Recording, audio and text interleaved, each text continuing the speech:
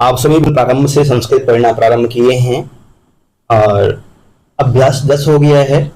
अब तक जिस तरह से प्रयास किया आप सभी ने बहुत ही अच्छा किया। 10वां अभ्यास से कुछ विशेष पढ़ने के लिए मिलेगा आपको। अब तक जो पीछे का रह गया है, थोड़ा बहुत भी कमी रह गया है तो उनको दूर कर लीजिए, दोहरा लीजिएगा। आज से विशेष तैयारी की तरह पढ़ना है आपको। तैयार हो जाइए। प्रारंभ करते हैं आज का पाठ। अभ्यास 10। तत् मतलब वह, यत् मतलब जो, एतत् मतलब यह, किम मतलब कौन, सर्व मतलब सब, पूर्वः मतलब पहला, विश्व मतलब सब और संसार, अन्य मतलब और, इतर मतलब और। आपने एक सूत्र पढ़ा है सर्वादीनि सर्वनामानि। संज्ञा सूत्र पढ़ाया था मैंने आपको। सर्वादीनि सर्वनामानि, सर्वादियों की सर्वनाम संज्ञा होती है। सर्व, यत्, तत्, एतत्, किम, ये सभी शब्द हैं, सर्वनाम हैं। सर्वनाम का तीनों लिंगों में रूप चलता है और संज्ञा के स्थान पर प्रयोग होता है। संज्ञा के साथ में प्रयोग होगा कभी कभी, या संज्ञा के स्थान पर प्रयोग होगा। जैसे वह बालक घर जा रहा है तो संज्ञा के साथ में प्रयोग हो गया, सह बालकः गृहं गच्छति।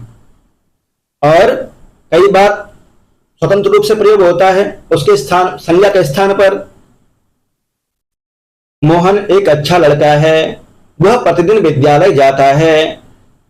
मोहनः एकः समीचीनं साधु बालकः अस्ति, सः प्रतिदिनं विद्यालयं गच्छति।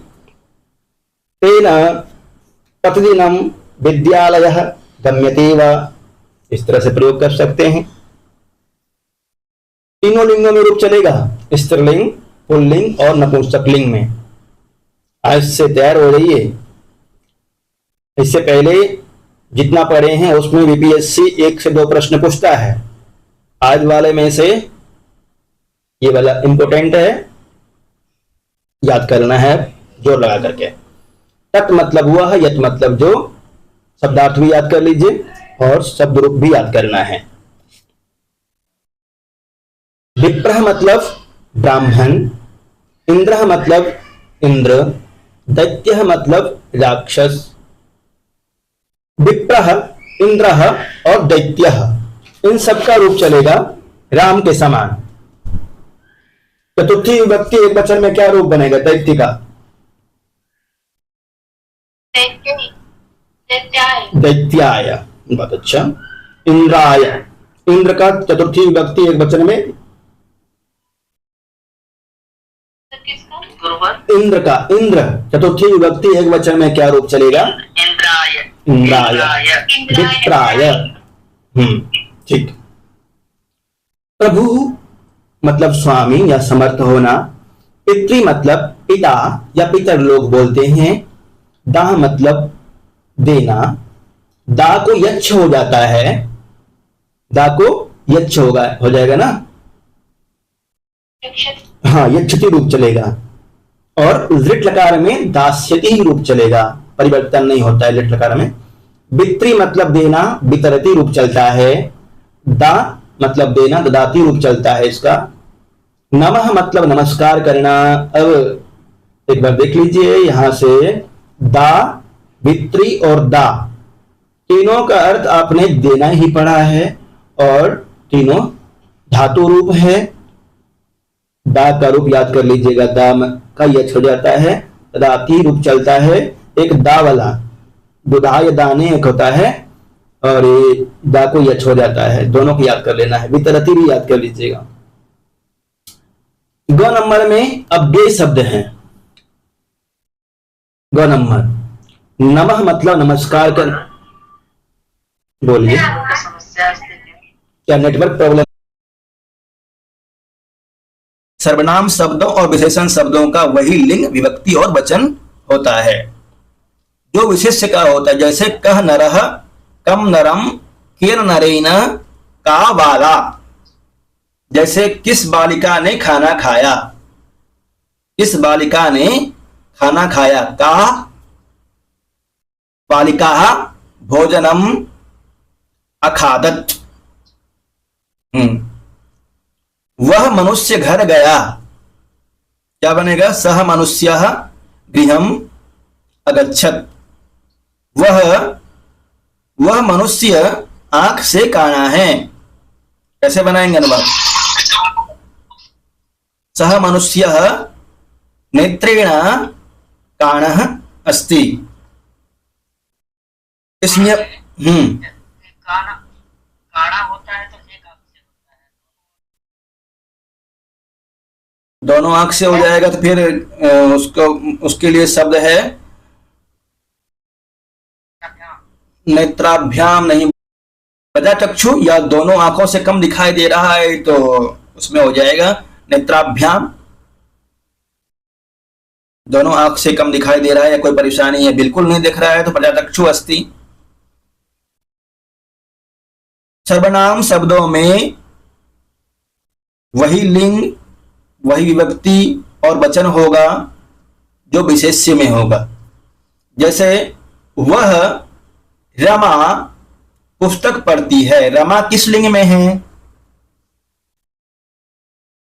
स्त्रीलिंग में है, तो वह के लिए क्या प्रयोग करेंगे? सह या सा?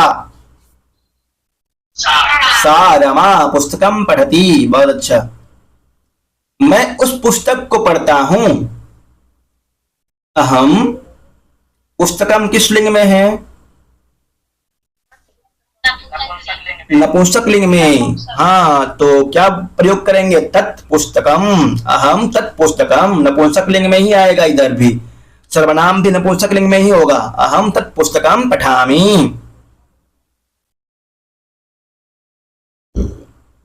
अगला नियम है कर्मणः यम भी। समझ गए इस नियम को? 33वां नियम को समझ गए तो आगे बढ़ें। कर्मणा यम भी प्रैति स संप्रदानम।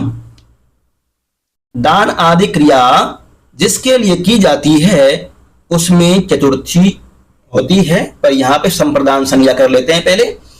दान आदि क्रिया जिसके लिए की जाती है उसकी संप्रदान संज्ञा होती है। कर्मणा यम अभिप्रैति स संप्रदानम, संप्रदान संज्ञा हो जाएगी। और संप्रदाने चतुर्थी, हाँ, संप्रदान चतुर्थी, संप्रदान में चतुर्थी विभक्ति होती है। चतुर्थी विभक्ति का चिन्ह क्या होता है?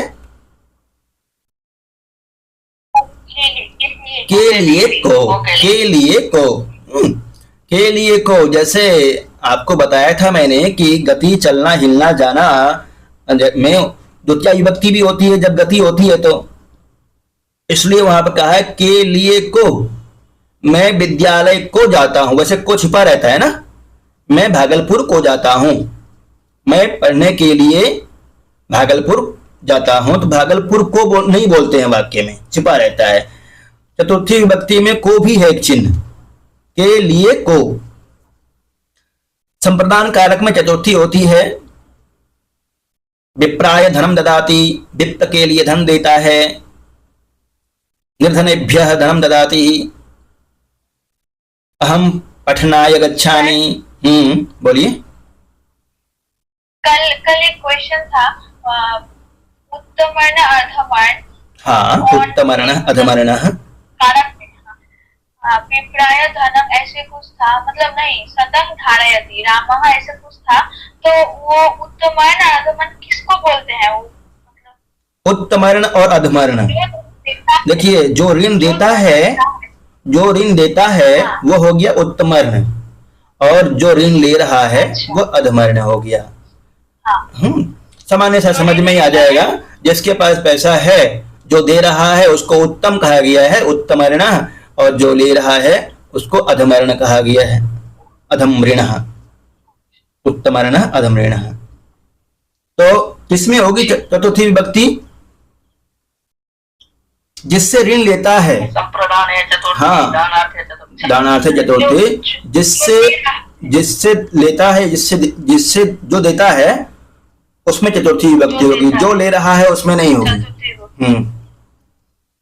चतुर्थी संप्रदान, समझ गए उसको? आगे बढ़ा जाए। 36वां नियम है नमः स्वस्ति स्वाहा स्वधा अलम वसट योगाच, ये कुछ शब्द हैं, अव्यय हैं। नमः स्वस्ति स्वाहा स्वधा अलम, अलम मतलब पिछला पाठ में आपने वस और मत के अर्थ में पढ़ा था, इस पाठ में क्या होगा? पर्याप्त के अर्थ में। चतुर्थी विभक्ति होगी पर्याप्त के अर्थ में जी। वसट योगाच, योगाच अलग कीजिए इसको, योगाच को योगात प्लस च, योगात योगात पंचमी विभक्ति एक वचन का रूप है और उधर च है, योगाच बन जाता है। नमः स्वस्ति स्वाहा स्वधा अलम तथा पर्याप्त अर्थ वाले अन्य वसट के साथ चतुर्थी होती है, जैसे गुरवे नमः, आचार्याय नमः, जनकाय नमः, मात्रे नमः, मोहनाय नमः, रामाय नमः, शिवाय नमः, ऐसे बोल सकते हैं। एक एक वाक्य बोल दीजिए जल्दी जल्दी से, जिसको भी नमस्कार करना चाहते हैं नमस्ते कर दीजिए। हाँ, गुरुवे नमः, गुड, बहुत अच्छा। नमः स्वस्ति स्वाहा, इन तीनों में पंचमी विभक्ति का प्रयोग होता है ना सर? नहीं नहीं नहीं नहीं, चतुर्थी, चतुर्थी का प्रयोग, चतुर्थी चतुर्थी विभक्ति का प्रयोग कर लीजिए। हाँ, प्रजापति स्वाहा, अग्नये स्वाहा, इंद्राय सोमाय स्वाहा, बृहस्पतये नमः, बृहस्पतये नमः, प्रजापतये नमः, ईश्वराय नमः इत्यादि वाक्य बोल सकते हैं। पितृभ्यः स्वधा इंद्राय वसट हरिदैत्येभ्यः अलम, हरिदैत्येभ्यः अलम, क्या अर्थ होगा इसका? हरिदैत्येभ्यः अलम, हरिदैत्यों के लिए, हाँ, हरिदैत्यों के लिए पर्याप्त है। प्रभु समर्थ सक्तवा, मतलब अकेले विष्णु सभी दैत्यों के लिए पर्याप्त हैं। अगला संधि है, पिछला पाठ में आपने मनुस्वार संधि पढ़ा था, मनुस्वार अनुस्वार के विषय में समझ में आ गया था ना?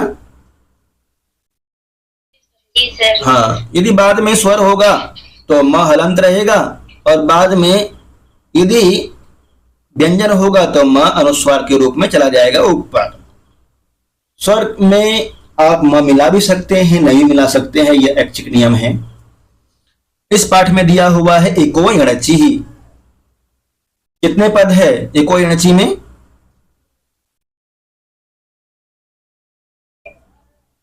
जल्दी से बोलिए। इकः यण अचि, इकः स्थाने, इसका अर्थ हो जाएगा इकः स्थाने, इकः षष्ठी विभक्ति एक वचन है, इकः स्थाने एक के स्थान पर यण आदेशो भवति, यण आदेश होता है अच्छी परतः, अच्छी मतलब, अच मतलब स्वर, इकः, इकः षष्ठी विभक्ति एक वचन, यण प्रथमा आ जाएगा, अच्छी, अच्छी कहाँ का रूप है बताएंगे? सप्तमी विभक्ति एक वचन, इकः स्थाने यणादेशो भवति अचि परतः, आदेश किसको बोलते हैं? आदेश और आगम बताया था मैंने आपको। आदेश सर शत्रुवत होता है और आगम मित्रवत होता है। तो यहाँ पे देखिए, इसको समझिए पूरी तरह से ई उ को हटा करके, री को हटा करके उसके स्थान पर दूसरा शब्द आ जाता है, य व र ल क्रमशः आ जाते हैं, पर आगम में उसके पास में आके बैठ जाता है, कोई दिक्कत नहीं, यह आदेश हो जाता है। एक स्थाने यणादेशो भवति अचि परतः, एक के स्थान पर यण आदेश होता है अच परे रहते, अच मतलब स्वर को परे रहते। प्रत्याहार सूत्रों में स्वर कितने हैं? 9। बहुत अच्छा, प्रत्याहार सूत्रों में 9 स्वर हैं। मूल स्वर कितने हैं? 5। संध्यक्षर कितने हैं? 4 संध्यक्षर हैं, ठीक है। इक प्रत्याहार में कौन कौन से वर्ण आएंगे?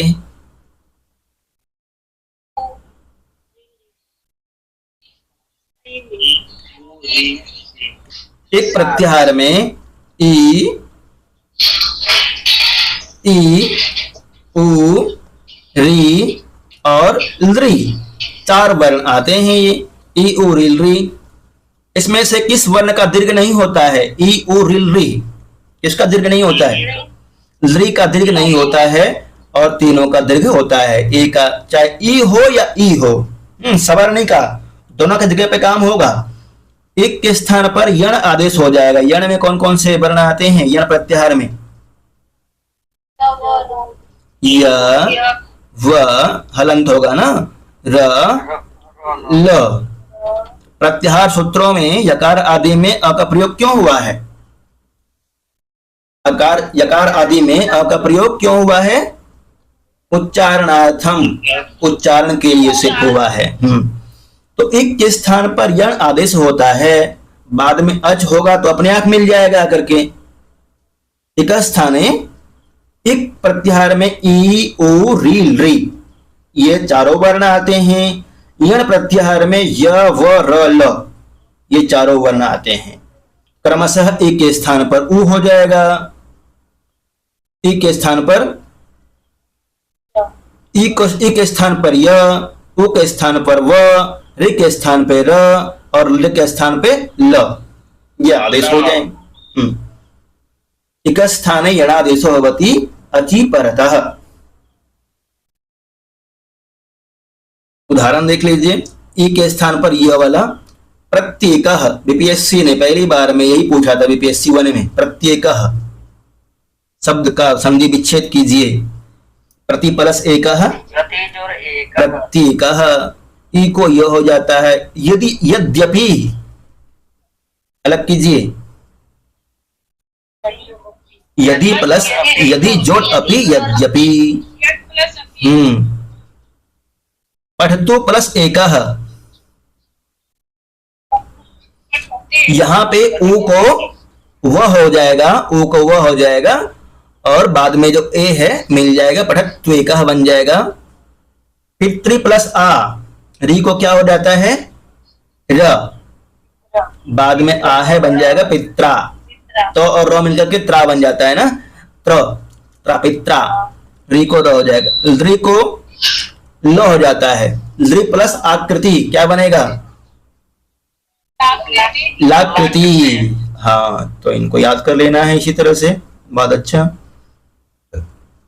अब अभ्यास कर लेते हैं जल्दी जल्दी। ये वाला पार्ट इंपॉर्टेंट है। यदि आज आप अभ्यास नहीं करते हैं और शब्द रूप याद नहीं करेंगे तो आगे बढ़ने में बहुत परेशानी होगी। शुरू से कह रहा हूं मैं। अभ्यास 10। गुरुजी कल से बिना शब्द रूप सुने आगे नहीं बढ़िएगा, उचित होगा हम लोगों के लिए। ठीक है, याद कर लीजिएगा, जरूर सुनेंगे। वह उस ब्राह्मण को धन देता है। विशेष्य के अनुसार विशेषण का प्रयोग करना है। विशेष्य कौन सा है पहले इस वाक्य में बताइए मुझे। वह उस ब्राह्मण को धन देता है, विशेष्य कौन है इसमें? ब्राह्मण। बहुत अच्छा, वह उस ब्राह्मण को धन देता है। वह के लिए सह प्रयोग कर लीजिए आप। अब ब्राह्मण देने के अर्थ में कौन सी विभक्ति होती है? चतुर्थी। ब्राह्मण का चतुर्थी विभक्ति एक वचन में क्या रूप बनेगा? ब्राह्मणाय। उसी तरह से उसका चतुर्थी विभक्ति में क्या रूप बनाएंगे? उसका चतुर्थी विभक्ति एक वचन में तस्मै।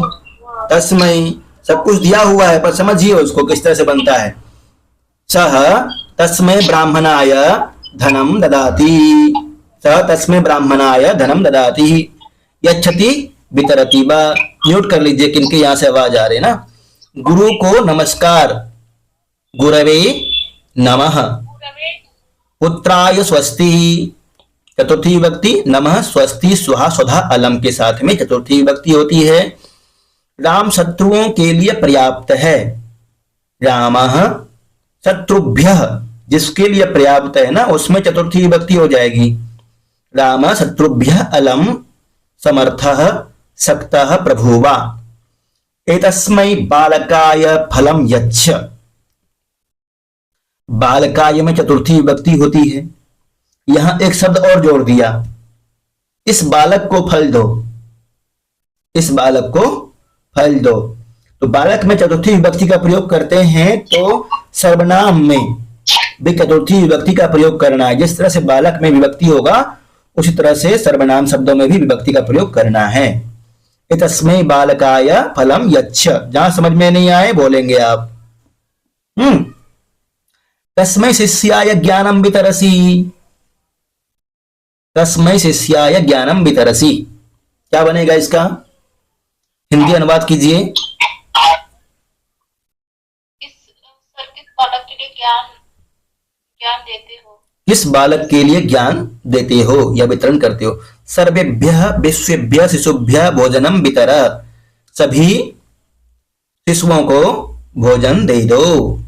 वितर इतरेभ्यः फलानि यच्छ, और अन्य बच्चों को, अन्य छात्रों को फल दे दो।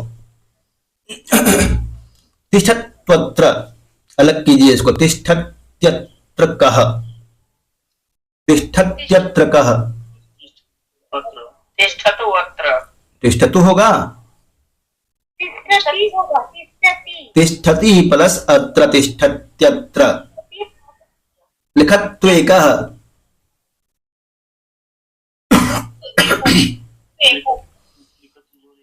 लिखत्तु प्लस एकः लिखत्वेकः। पठत्तु प्लस अन्यः पठत्वन्यः। आगच्छतु प्लस इह आगच्छतु इह राम, राम यहाँ आ जाओ, आगच्छतु इह रामः। उस बालक को दूध दो, जल्दी जल्दी अनुवाद बना लीजिए। उस बालक को दूध दो। तस्मै बालकाय दूधम वितर, हाँ, तस्मै बालकाय दुग्धम यच्छ या वितर। इस मुनि को धन दो। एतस्मै मुनये धनम यच्छ, सूर्य को जल दो। सूर्याय जलम दे, हाँ, सूर्याय जलम यच्छ या देहि भी बन जाएगा। किस राजा को धन देते हो।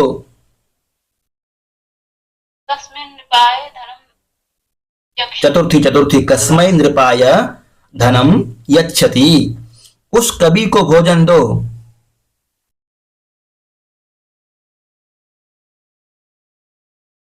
कल बना के लाइएगा, पर अभी परीक्षा हो रही है, आपको कुछ कुछ बता देंगे जहां गलती होगी। उस कवि को भोजन दो। तस्मै कवये, तस्मै कवये भोजनम यच्छ, शब्द रूप याद करेंगे तभी बनेगा ना। जिस बालक को फल देते हो उसी को फूल भी दो। चतुर्थी विभक्ति, यस्मै बालकाय फलम यच्छति तस्मै पुष्पम अपि यच्छ। पिता को नमस्कार, क्या बनेगा? पितरे नमः, पित्रे नमः या जनकाय नमः।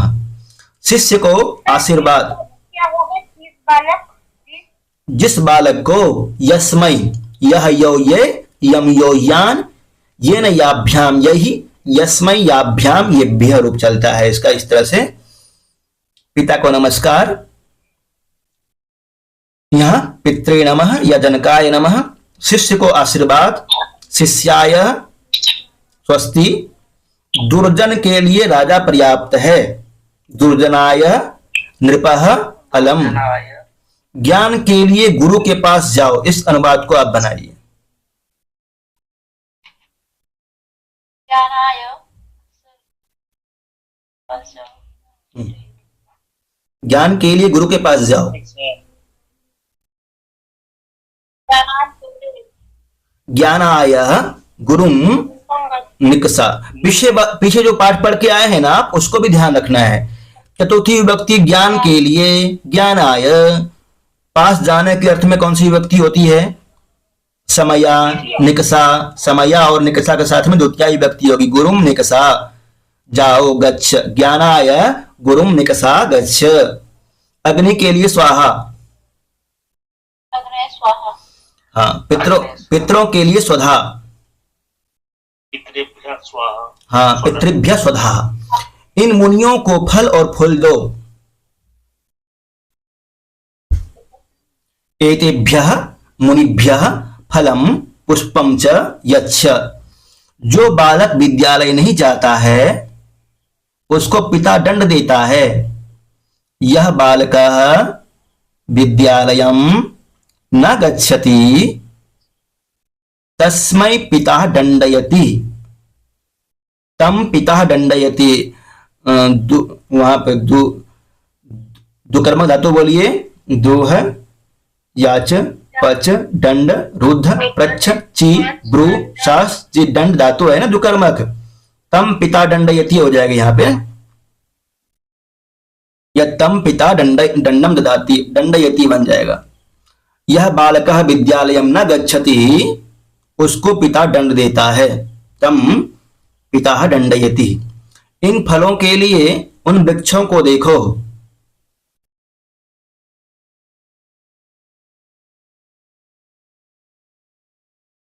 एतेभ्यः फलेभ्यः तम वृक्ष, उन वृक्षों को देखो।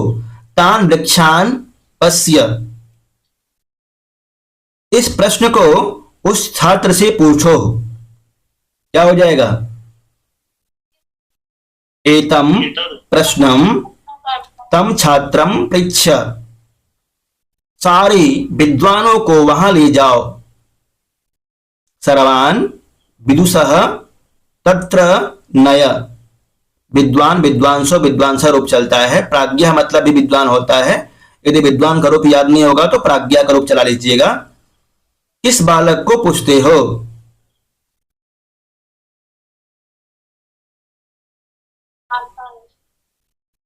कम बालकम पृच्छति, कस्मै नहीं होगा ना। कम बालकम पृच्छति, किस बालक को पूछते हो? कम बालकम पृच्छति, किस विद्यालय में पढ़ते हो? इसमें क्या होगा? कस्मिन विद्यालय। हाँ, इसमें ठीक है, कस्मिन हो जाएगा। इन छात्रों को पुस्तक दो और उन बालिकाओं को गेंद दे दो। क्या बनेगा? एतेभ्यः छात्रेभ्यः पुस्तकानि यच्छ, और उन बालिकाओं को गेंद दो। ताभ्यः बालिकाभ्यः च कंदुकम या कंदुकानि यच्छ, बालिकाओं को गेंद दे दो। ये अनुवाद। इस विद्यालय में सप्तमी विभक्ति लगेगी। हाँ, कस्मिन विद्यालय पठति। सारी विद्वान इसमें सर्वान होगा। सारी विद्वान, हाँ, सर्वान। सर्वान नहीं होगा। सर्वेशाम नहीं होगा ना। सब विद्वानों को, द्वितीय विभक्ति। सर्वान विदुषः तत्र नय। सर्व विद्वानों को वहां ले जाओ। सर्वेशाम तो हो जाएगा सप्तमी विभक्ति ना, सर्व षष्ठी विभक्ति। सर्वेशाम द्वितीया का बहुवचन, द्वितीय बहुवचन होगा। द्वितीय बहुवचन करना है यहाँ पे।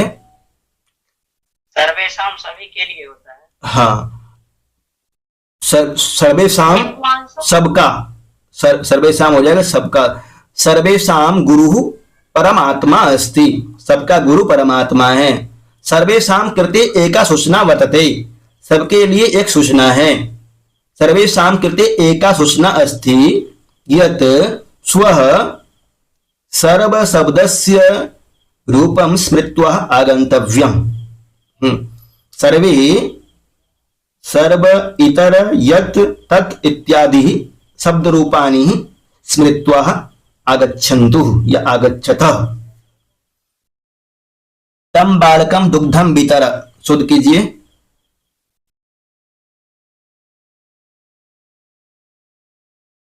क्या बनेगा? तस्मै बालकाय दुग्धम वितर, तस्मै बालकाय हो जाएगा। बहुत अच्छा। एतम मुनिम धनम यच्छ। एतस्मै मुनये धनम यच्छ। जनकम नमः, क्या बनेगा? जनकाय नमः। एतम प्रश्नम तस्मात् छात्रात् पृच्छ, क्या बनेगा?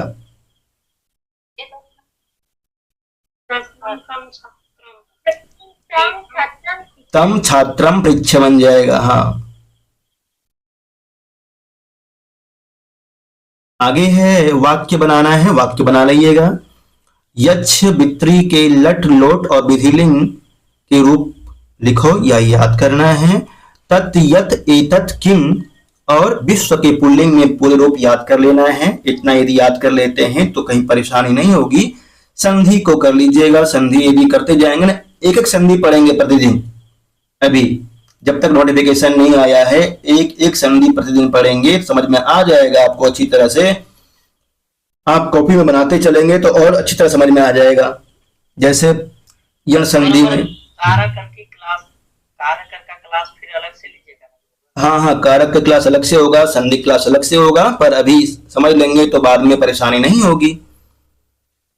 जैसे यण संधि में प्रति प्लस एकः, प्रत्येकः, इति प्लस उवाच, बोलिए क्या बनेगा? इति प्लस उवाच, इत्युवाच, इत्युवाच, इति प्लस आह, इत्याह, इति प्लस अवदत्, इत्यावदत्, हाँ, आगच्छतु प्लस अत्र, आगच्छतु, पठतु प्लस एषः, सुधि प्लस उपास्यः, शुद्ध्युपास्यः, मधु प्लस अरिः, मध्वरिः, धात्री प्लस अंशः, पारी, धात्रंशः, लृ प्लस आकृतिः, लाकृतिः। यदि प्लस अपि, यद्यपि, प्रति प्लस उपकारः, प्रत्युपकारः, इति प्लस एतत्, इत्येतत्, प्रति प्लस उवाच, प्रत्युवाच, हाँ, पठतु प्लस अत्र, पठत्वत्र, गच्छतु प्लस अन्यः, गच्छत्वन्यः। ये इको यणचि सूत्र लिखिएगा पहले ऊपर। इको यणचि, इको यणचि के विषय में मैंने जो कुछ भी बताया, एक षष्ठी विभक्ति एक वचन है, यण प्रथमा विभक्ति एक वचन, और अचि सप्तमी विभक्ति एक वचन है। एक स्थाने यणादेशो भवति, आदेश, आदेश हमेशा षष्ठी विभक्ति के स्थान पर होगा। एक के स्थान पर यण आदेश होता है। एक स्थाने यणादेशो भवति, इतना लिख करके उदाहरण लिख लेना है। प्रति प्लस एक, प्रत्येक, इति प्लस उवाच, इति उवाच, आह प्लस, इति प्लस आह, इत्याह आदि। यदि प्लस अपि, यद्यपि, दोनों बना के ले आइए। और वाक्य में प्रयोग करना है। नमः जनकाय नमः, पितृभ्यः स्वधा। आज का पाठ यही समाप्त करते हैं। जितना पाठ दिया गया है याद करने के लिए आपको याद कर लीजिएगा। आप सभी अच्छा प्रयास कर रहे हैं और मेहनत कीजिए। एक्टिव होकर पढ़ेंगे तो सब समझ में आ जाएगा, कहीं कोई दिक्कत नहीं होगी। और कहीं दिक्कत होगी तो फिर हम हैं, दोबारा पढ़ाएंगे, क्या दिक्कत है। इसलिए गुरुवर हम लाइब्रेरी ज्वाइन करते